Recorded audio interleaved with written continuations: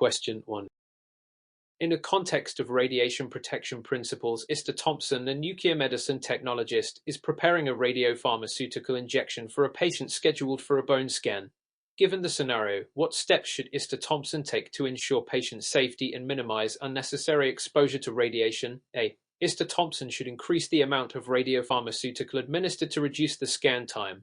B. Mr. Thompson should strictly follow the ALARA principle by using the minimal effective dose and shield the patient from unnecessary radiation. C. Mr. Thompson should advise the patient to leave the hospital immediately after the scan to avoid exposure to others. D. Mr. Thompson should use the highest dose possible to ensure a clear and accurate image. Answer. Correct answer. B. Explanation. The ALARA principle, as low as reasonably achievable, is a fundamental concept in radiation protection that encourages the minimization of radiation exposure to patients and staff. Mr. Thompson should apply this principle by ensuring that the smallest effective dose is used with the proper shielding in place to minimize unnecessary radiation exposure. Increasing the radiopharmaceutical dose, option A, would go against this principle, and advising the patient to leave immediately, option C, or using the highest dose possible, option D, are not standard practices for radiation safety. Question 2. Based on the information from recent studies, which of the following factors can significantly affect the biodistribution of a radiopharmaceutical in a patient during a nuclear medicine procedure? A. The patient's age and weight. B. The method of image reconstruction used. C. The timing of radiopharmaceutical administration. D. The energy level of the gamma camera. Answer. Correct answer.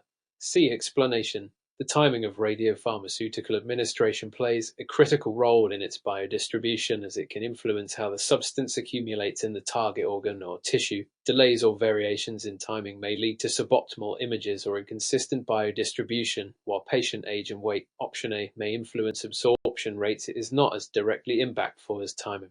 Image reconstruction, option B, and gamma camera energy, option D, are also important but primarily affect image quality rather than biodistribution. Question 3. In the context of hybrid imaging systems, such as PET, how do the combined imaging modalities improve diagnostic accuracy for nuclear medicine procedures? A.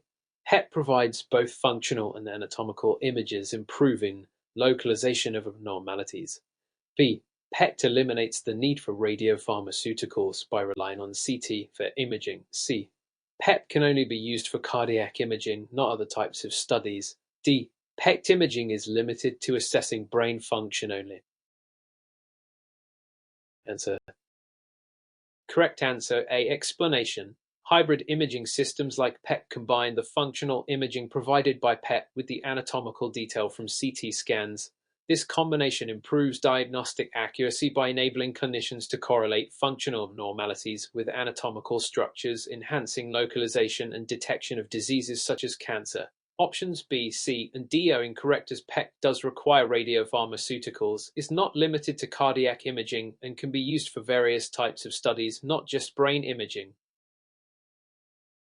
Question 4. Which of the following regulations or guidelines directly addresses the handling and disposal of radiopharmaceuticals in nuclear medicine? A. AB Code of Practice. B. The ALARA Principle. C. The Medical Radiation Technologists Act. D. The Radiation Protection Regulations. Answer. Correct answer. D. Explanation. The Radiation Protection Regulations provide detailed guidelines on the safe handling, storage, and disposal of radiopharmaceuticals, including the management of radioactive waste. A. B Code of Practice, option A, is a broad set of guidelines, but does not specifically focus on disposal. The ALARA Principle, option B, addresses radiation exposure but is not a disposal regulation. The Medical Radiation Technologists Act, option C, governs the profession but does not directly address disposal practices. Question 5. During the process of quality control for nuclear medicine instrumentation, the technician notices irregularities in the gamma camera calibration. What is the most appropriate action to ensure the accuracy of imaging procedures? A. The technician should recalibrate the gamma camera immediately and report the issue to the supervisor. B. The technician should continue using the gamma camera without any adjustments as calibration issues are often minor. C. The technician should perform a diagnostic scan to assess if the issue is affecting image quality. D. The technician should stop all imaging procedures and wait for the camera manufacturer's technician to arrive. Answer. Correct answer. A. Explanation. Gamma camera calibration is critical to ensuring accurate imaging. If irregularities are detected, the technician must take immediate action to recalibrate the camera. Continuing to use an uncalibrated camera, option B, risks inaccurate results. A diagnostic scan, option C, might be helpful but does not address the core calibration issue. Waiting for the manufacturer's technician, option D, might delay import diagnostic procedures and is not the first recommended action in this scenario. Question 6. Considering the use of radionuclide therapies, Mr. Adams, a nuclear medicine technologist, is administering a therapeutic dose of I-131 for thyroid cancer. Which of the following is a key consideration when preparing for this treatment? A. Ensuring the patient is hydrated before, during, and after the procedure to minimize radiation exposure to surrounding tissues. B. Administering the dose without informing the patient about potential side effects. C. Restricting the patient's movement during the procedure to minimize radiation exposure. D. Using lower dose than what is clinically required to minimize radiation exposure to healthy tissues. Answer. Correct answer. A. Explanation. When administering therapeutic doses like I-131 for thyroid cancer, it is crucial to ensure the patient is well hydrated, as this can help reduce radiation exposure to surrounding tissues and organs, such as the kidneys. Not informing the patient about side effects, option B, violates patient care standards and ethical guidelines. Restricting patient movement, option C, does not reduce radiation exposure effectively, and using a lower dose, option D, may compromise the treatment's effectiveness. Question 7. While examining a patient undergoing a cardiac SPECT scan, the technologist observes an unexpected motion artifact. What is the most likely cause of this artifact, and how should it be addressed? A. The patient was improperly positioned, and the technologist should realign the patient and repeat the scan.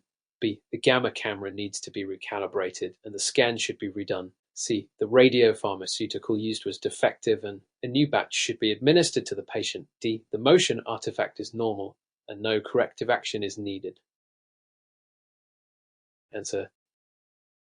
Correct answer. Explanation. Motion artifacts typically occur when the patient moves during the scan, disrupting the acquisition of clear images. Proper patient alignment and minimizing motion are essential to ensuring high-quality scans, while calibration, option B, and radiopharmaceutical issues, option C, could cause problems. They are not the most common reasons for motion artifacts. Option D is incorrect because motion artifacts should always be addressed to ensure the best possible image quality. Question 8. In the context of radiation shielding and safety principles, Mr. Jacobs is preparing a treatment room for a patient scheduled for a PET scan. What safety measures should be implemented to protect both the patient and staff? A. Only the patient should be shielded, as staff exposure is minimal. B. The patient should be shielded with lead aprons, and staff should stand behind protective barriers during the procedure. C. Staff should remain in close proximity to the patient to assist during the scan without shielding. D. The procedure should be conducted without any shielding to ensure maximum image clarity. Answer. Correct answer. B. Explanation. In nuclear medicine, radiation shielding is essential for minimizing exposure to both patients and staff. The patient should be shielded when appropriate, and staff should use protective barriers and maintain a safe distance from the radiation source. Option is incorrect because staff must also be protected. Option C disregards safety protocols, and option D goes against radiation protection principles. Question 9. When considering the use of PET for oncological imaging, which of the following statements is most accurate regarding the advantages of this hybrid imaging system? A. PET provides superior anatomical resolution compared to MRI alone. B. PET is only useful for detecting primary tumors but not metastases. C. PET offers both functional and anatomical information, which aids in more accurate staging of cancer. D. PET is primarily used for monitoring radiation dose, not for diagnosing cancer. Answer. Correct answer. See explanation. PET provides a combination of functional imaging from the PET scan and detailed anatomical imaging from the CT scan, allowing for better staging of cancer and accurate localization of tumors. MRI alone, option A, does not offer the same functional imaging capability as PET. PET can also identify metastases, making option B incorrect. PET is not used for monitoring radiation doses, option D. Question 10. Based on the understanding of radiation dose and risk, Mr. Green, a nuclear medicine technologist, is tasked with assessing the radiation exposure for a pediatric patient undergoing a thyroid scan. Which of the following should be the primary consideration when determining the appropriate dose for this patient? A. The patient's weight and height to ensure the dose is proportionate to their body size. B. The age of the patient, as children require significantly higher dose than adults. C. The patient's general health, as healthier patients can tolerate higher doses. D. The time of day the scan is conducted, as morning scans tend to be safer. Answer. Correct answer A. Explanation. Pediatric patients require careful dose calculation to ensure that the radiation exposure is proportionate to their body size. Weight and height are crucial factors in determining the correct dose for children. Age, option B, does affect radiation sensitivity, but the dose should still be calculated based on body size. General health, option C, is also relevant, but body size remains the primary factor in determining dose. Time of day, option D, has no impact on radiation dose safety. Question 11. In a context of SPECT imaging, Mr. Davis is undergoing a cardiac stress test with a radiopharmaceutical injection for myocardial perfusion imaging. After the procedure, he reports mild chest discomfort and dizziness. What should be the most appropriate course of action in managing this situation? A. Reassure Mr. Davis and allow him to rest for 1 minutes, as the symptoms may be related to the stress test. B. Immediately notify the referring physician and prepare Mr. Davis for a second stress test to assess for ischemia. C. Monitor Mr. Davis for a few minutes and advise him to report any worsening symptoms while proceeding with post-procedure instructions. D. Administer additional pain relief medication. Proceed with the imaging protocol to avoid delays. Answer. Correct answer. C. Monitor Mr. Davis for a few minutes and advise him to report any worsening symptoms while proceeding with post-procedure instructions. Explanation. In this scenario, the discomfort and dizziness experienced by Mr. Davis after a stress test may be related to physiological stress or the radiopharmaceutical administered. It is crucial to monitor the patient and ensure any worsening symptoms are promptly addressed. The ALA principle must be followed to ensure patient safety, minimizing radiation exposure while addressing symptoms appropriately. Immediate intervention with pain relief, option D, or proceeding with further testing, option B, is not appropriate unless symptoms escalate, which could signify a cardiac event.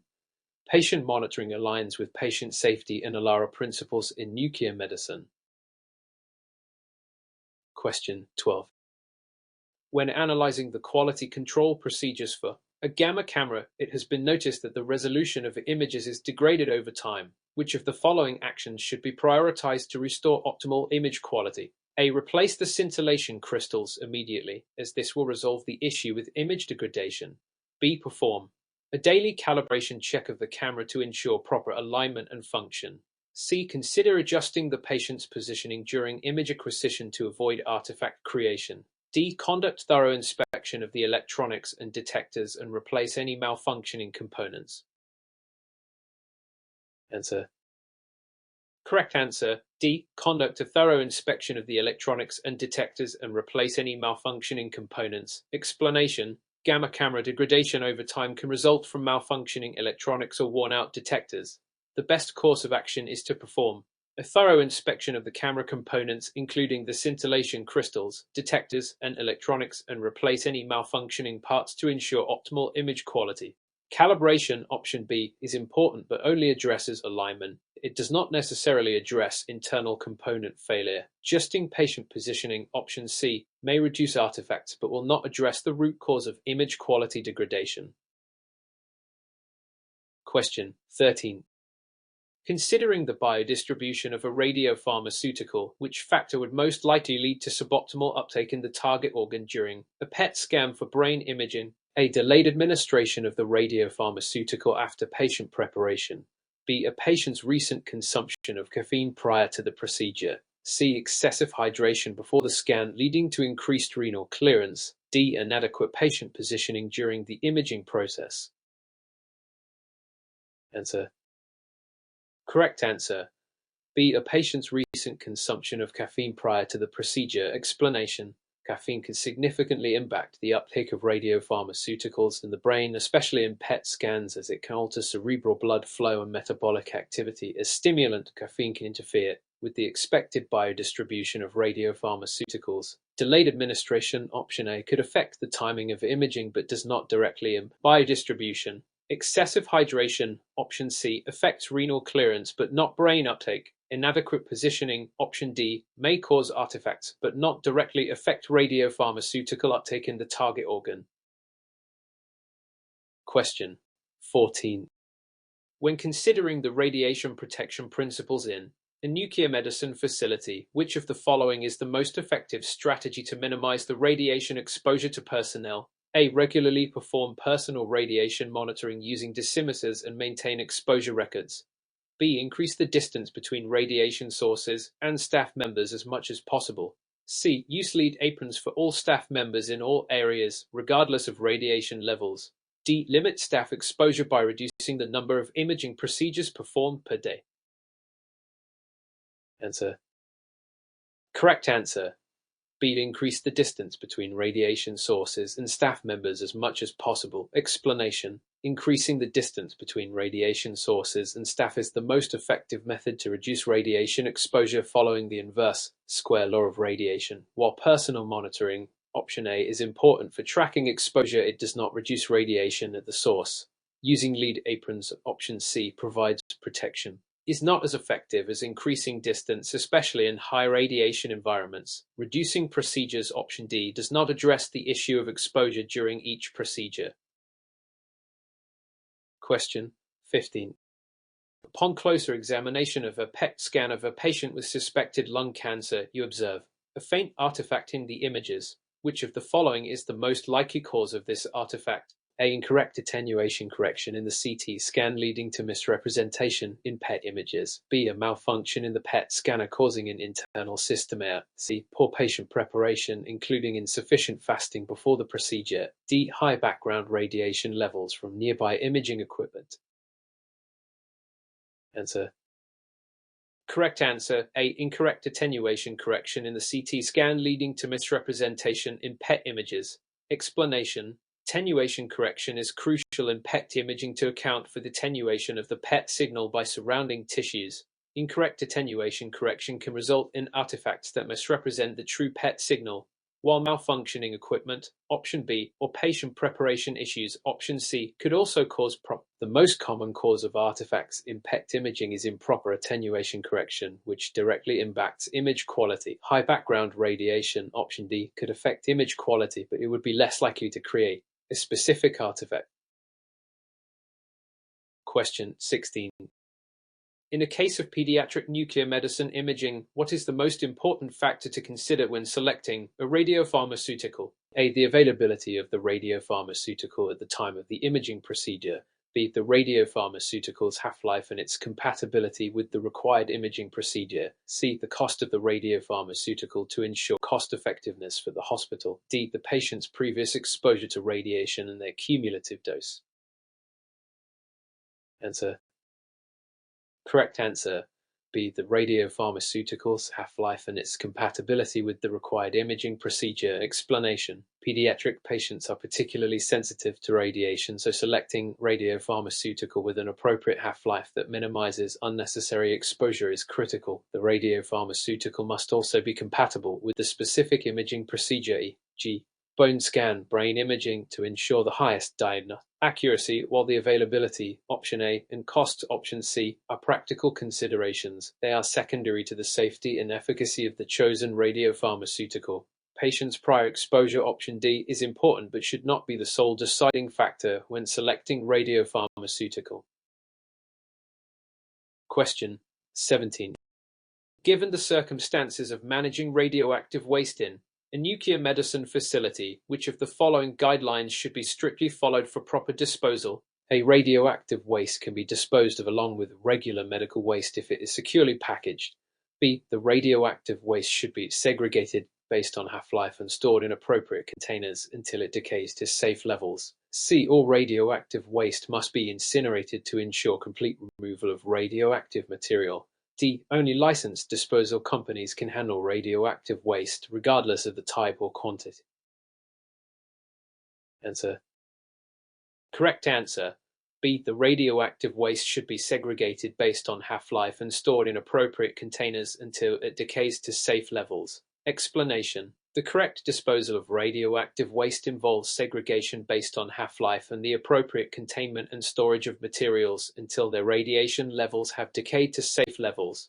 This aligns with regulations set forth by national and international radiation agencies. Incineration, option C, is not a recommended method due to the potential for releasing radioactive material into the environment. Regular medical waste, option A, should never be mixed with radioactive waste, and licensed disposal, option D, may be required for certain types of waste but is not necessary for all cases. Question 18. When preparing a radiopharmaceutical for administration to a patient, what is the primary consideration to ensure safe handling and delivery? A. The radioactivity level of the radiopharmaceutical should be above the recommended dose. B. The radiopharmaceutical should be administered as soon as possible after preparation to ensure maximum effectiveness. C. The radiopharmaceutical's chemical stability and compatibility with the patient's medical history must be confirmed. D. The radiopharmaceutical should be stored at room temperature before administration for convenience. Answer.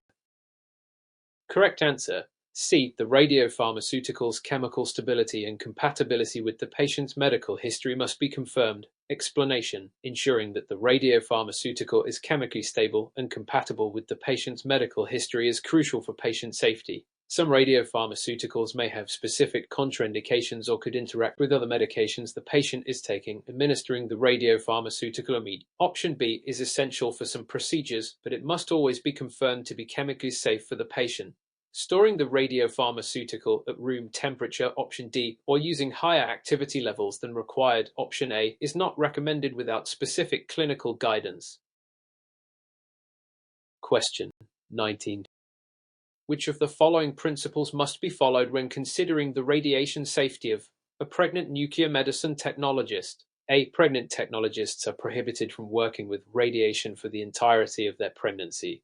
B. Radiation exposure must be minimized by reducing work hours and ensuring proper shielding and distance from radiation sources. C. Pregnant technologists should only perform tasks involving the handling of radiopharmaceuticals, but not direct patient imaging. D. Pregnancy must be disclosed immediately to the management. Reassignment to non-radiation related duties. Answer. Correct answer. B. Radiation exposure must be minimized by reducing work hours and ensuring proper shielding and distance from radiation sources. Explanation. Pregnant nuclear medicine technologists should work to minimize radiation exposure consistent with the ALARA principle, which stands for as low as reasonably achievable. This includes reducing working hours, increasing distance from radiation sources, and using shielding when performing tasks. Complete prohibition, option A, is not required, but it may be advisable for specific high-risk procedures. Immediate disclosure of pregnancy, option D, is important, but reassignment, option C, is not necessary unless high-exposure scenarios exist. Question 20. When conducting a quality control check on a dose calibrator, what is the most critical factor to evaluate to ensure accurate radioactivity measurements? A. The accuracy of the dose calibrator's response to different energy levels of radiation. B. The proper calibration of the dose calibrator based on a daily set of standards. C. The condition of the dose calibrator's batteries and electrical system. D. The temperature of the dose calibrator's environment to ensure accurate readings. Answer. Correct answer. B. The proper calibration of the dose calibrator based on a daily set of standards. Explanation: the proper calibration of the dose calibrator is essential to ensure accurate radioactivity measurements for patient administration. This involves using daily standards to verify the calibration, while the condition of batteries, option C, and environmental temperature, option D, can affect performance. They are secondary to proper calibration. Accuracy in response to various energy levels, option A, is part of the calibration process but does not address the immediate daily quality control needs. Question 21. When performing a PET scan on a patient with a known history of diabetes, which of the following is the most important factor to consider before administering the radiopharmaceutical? A. The patient should fast for at least 12 hours before the scan to prevent any interference with glucose metabolism. B. A reduction in the administered dose is necessary to account for the patient's altered glucose metabolism. C. The patient should take insulin prior to the scan to stabilize blood glucose levels. D. The patient should be monitored for potential hypoglycemia after the procedure. Answer.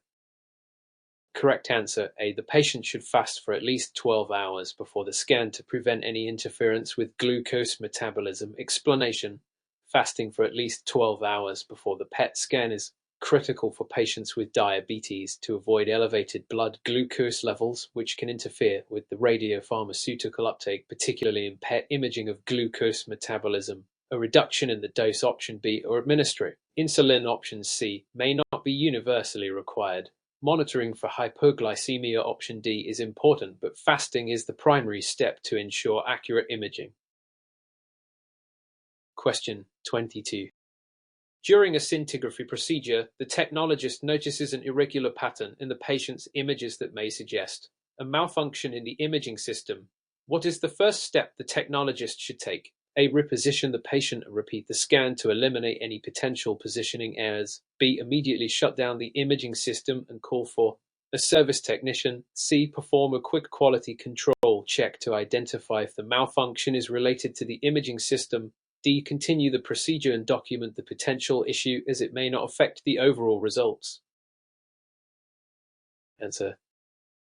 Correct answer. C. Perform a quick quality control check to identify if the malfunction is related to the imaging system. Explanation: the first action should be to perform a quality control check to assess whether the issue is related to the system's calibration or malfunction. Repositioning the patient, option A, may not solve the issue if it is equipment related.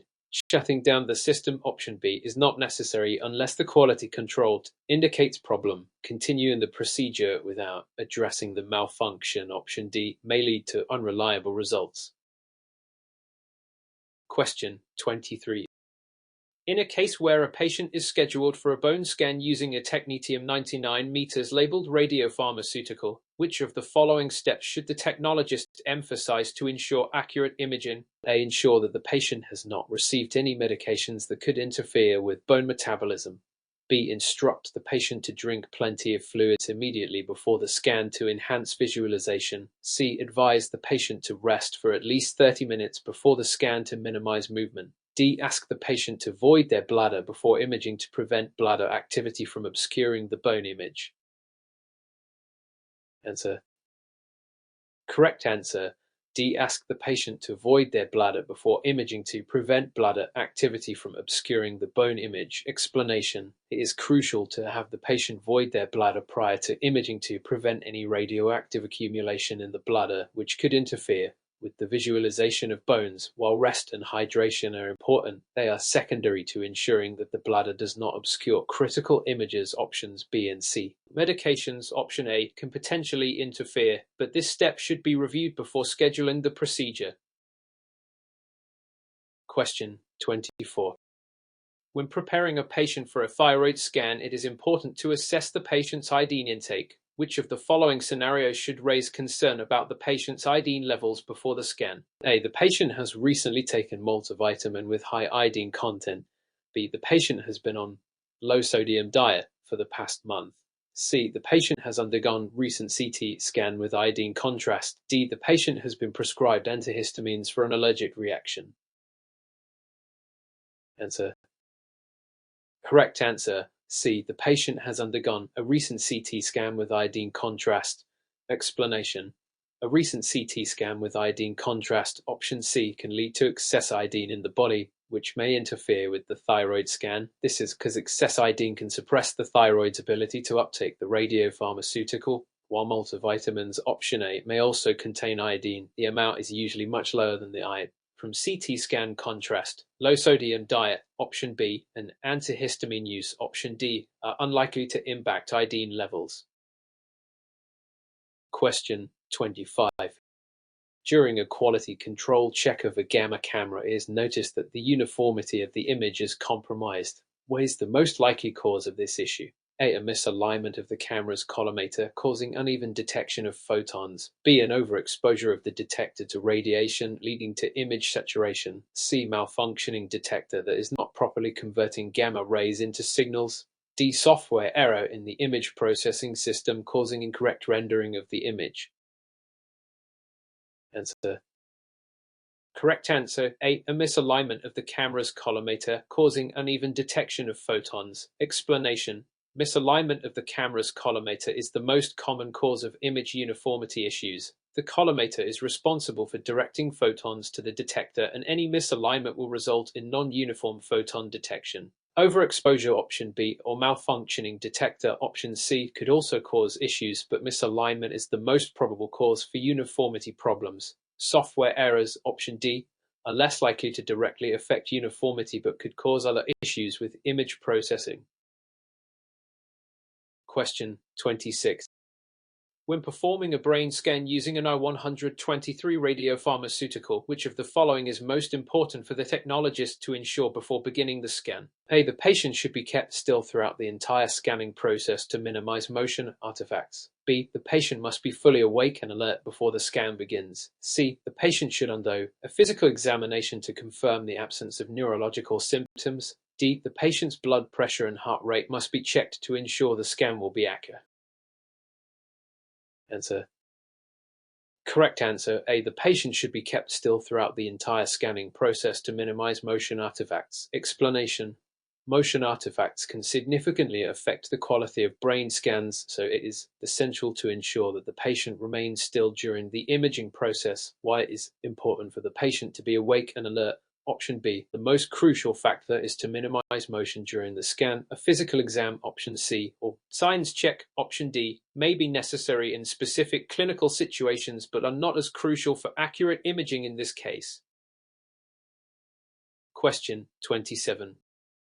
In a case where a patient has been referred for a myocardial perfusion scan, which of the following is the most critical aspect to evaluate before the procedure?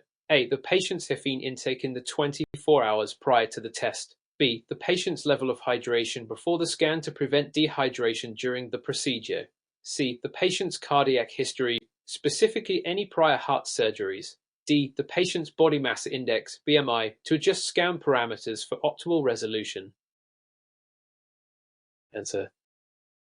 Correct answer A. The patient's caffeine intake in the 24 hours prior to the test. Explanation. Caffeine can interfere with myocardial perfusion scans by affecting heart rate and blood flow, which may distort the results. Therefore, it is essential to evaluate and limit caffeine intake before the scan. Hydration, option B, and cardiac history, option C, are important but secondary to caffeine-related interference in this specific test.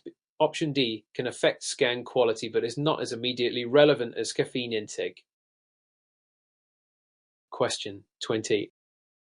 When conducting a scan for a suspected pulmonary embolism, P, using a ventilation perfusion (VQ) scan, what is the primary safety concern for the technologist? A. Ensuring that the radiopharmaceutical used does not cause any allergic reactions in the patient.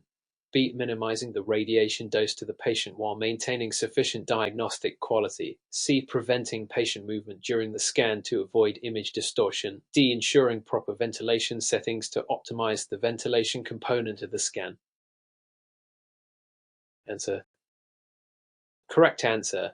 B. Minimizing the radiation dose to the patient while maintaining sufficient diagnostic quality. Explanation. Minimizing radiation exposure is a key safety concern, particularly in ECAN where multiple images are taken and multiple radiopharmaceuticals are involved, while preventing patient movement. Option C is important for image quality. Radiation dose reduction is paramount. Ventilation settings, option are important, but ensuring safety through dose minimization is the primary concern.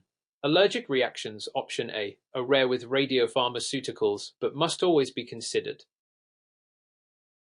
Question 29. During a quality assurance test on a dose calibrator, it is noted that the system's measurements of a reference standard are off by a significant margin.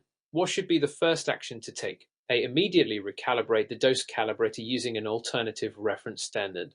B. Replace the batteries of the dose calibrator to ensure proper functioning. C. Perform a visual inspection of the device to check for any obvious signs of damage or malfunction. D. Contact the manufacturer for a technical service call to address the calibration issue. Answer. Correct answer. C. Perform a visual inspection of the device to check for any obvious signs of damage or malfunction. Explanation. A visual inspection is the first step in identifying any obvious issues with the device. If no visible damage or malfunction is found, then recalibration, option A, can be considered. Battery replacement, option B, may address some issues, but the calibration is the most important step. If the issue persists, a service call, option D, may be required, but it should come after initial troubleshooting. Question 30. When preparing a patient for a lung scan using a radiopharmaceutical, which of the following is the most important instruction to give the patient before the procedure? A. The patient should avoid talking during the scan to prevent motion artifacts. B. The patient should wear comfortable clothing to avoid interference with imaging equipment. C. The patient should breathe normally and avoid shallow breathing during the scan. D. The patient should remain silent and still to prevent any coughing or moving during the scan. Answer. Correct answer. C. The patient should breathe normally and avoid shallow breathing during the scan. Explanation. Normal breathing is essential for lung scans, as shallow or irregular breathing can distort the results, while avoiding talking, option A, and coughing, option D, are important. Ensuring normal breathing is the key factor in obtaining high-quality images. Comfortable clothing, option B, is useful but does not directly affect the imaging procedure significantly as breathing technique.